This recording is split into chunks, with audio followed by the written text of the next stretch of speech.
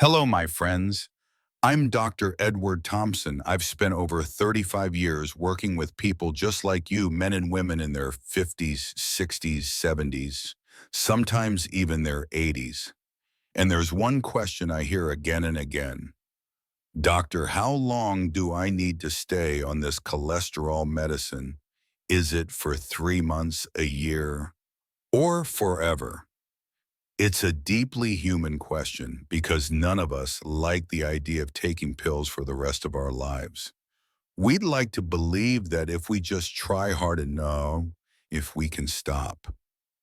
But cholesterol doesn't play by those rules. It's silent, it's slow, and it shapes the future of our heart and brain more than we often realize. Today, I want to walk you through this question, not just with medical facts, but with the wisdom of real stories, clear explanations, and practical steps you can take. The nature of cholesterol. Let's begin by looking at cholesterol itself. Cholesterol is not the villain people imagine. Your body actually needs it. It's used to build hormones, vitamin D, bile acids, and the walls of your cells. The problem isn't that cholesterol exists, it's where it ends up. Imagine your arteries like highways carrying blood to every corner of your body.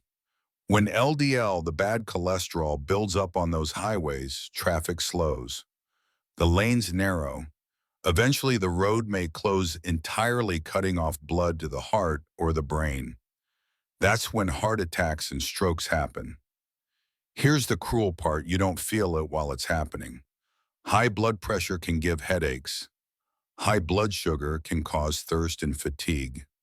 But high cholesterol, it whispers, not shouts. Most people only notice it when it's already too late. That's why doctors treat cholesterol so seriously, because it's not about today's comfort, it's about tomorrow's survival. Why treatment lasts so long? Now, let's come back to the question, how long should you take cholesterol medication? The truth is, for many people, treatment lasts for life. Why? Because cholesterol medicine doesn't cure the problem, it controls it. Think of it like glasses for vision. When you wear them, you see clearly. When you take them off, the blur returns. Cholesterol drugs are the same. They keep your LDL low and your arteries safe. But if you stop, the numbers rise again and the risk returns. And here's something crucial. These medicines don't melt away the plaque already sitting in your arteries. They simply stabilize it, keeping it less likely to rupture. Imagine patching cracks in a dam so the water doesn't burst through. The cracks remain, but they're less dangerous. If you walk away from the dam, if you stop treatment, the cracks can widen, and one day without warning, the flood comes. That's what we see in patients who stop medicine too soon. Of course not. Everyone's path is the same. Let me share two real-life stories, names changed for privacy. Case 1, Robert, age 52.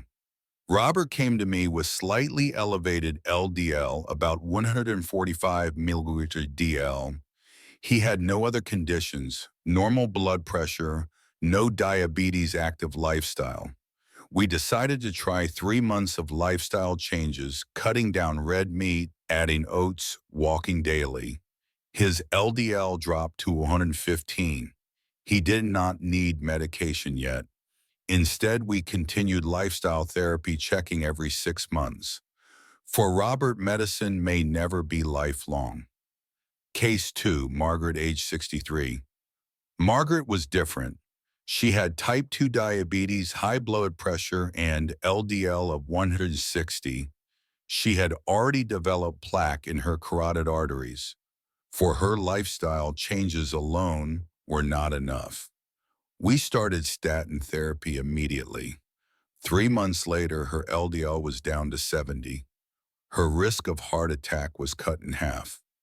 But she understood this was not a 3-month fix. For her, medication is a lifelong shield. These two stories show the spectrum. Some people may control cholesterol with lifestyle alone. Others absolutely need medication for the long term. The targets you should know. Doctors don't just guess about cholesterol levels. We use targets based on risk. Here's a simplified guide. Healthy adults with no major risk factors.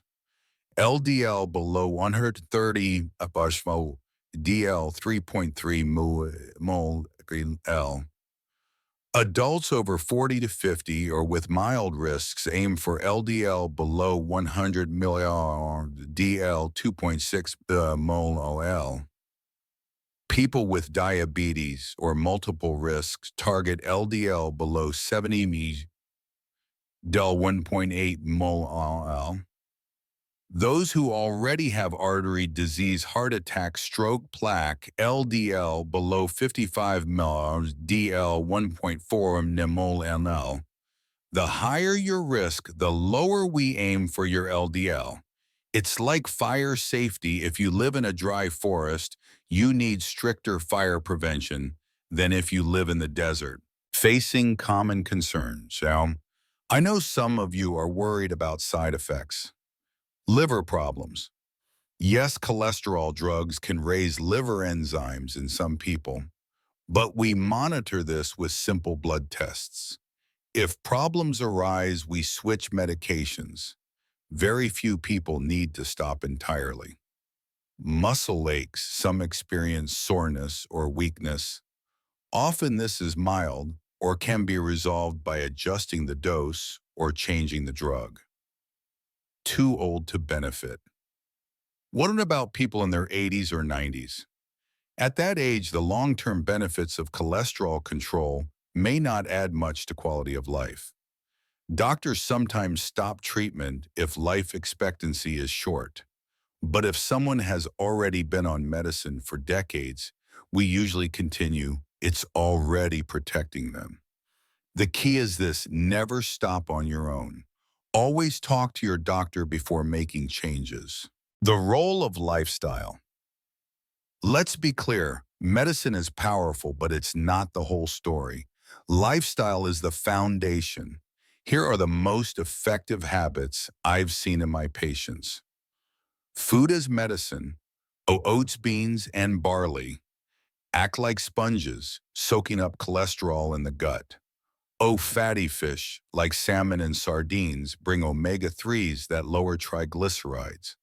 Nuts, walnuts, almonds raise HDL, the good cholesterol.